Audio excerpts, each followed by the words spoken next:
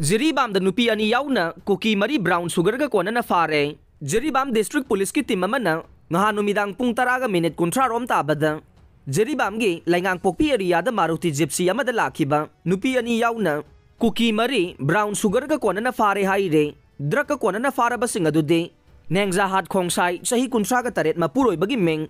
Khupnai lal khongsai alias lal boy. Kaprang lufai khul Churachandpur.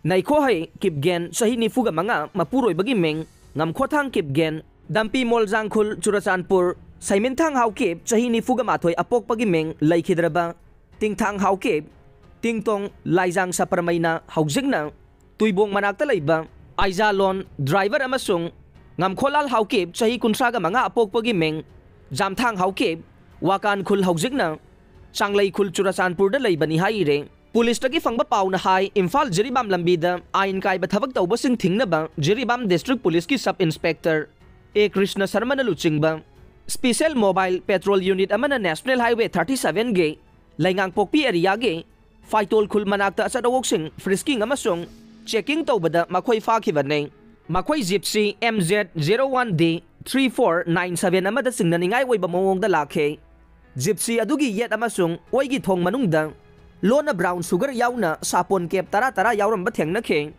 sapon kep kunda yauram ba brown sugar adu punna gram chaniga yangkhai mari dasmik manga nirom oigani haire makhoi gi mathakta Jiribam police station na FIR ama lokhat paga loina na makhata na thijin bagi thabak sathari aire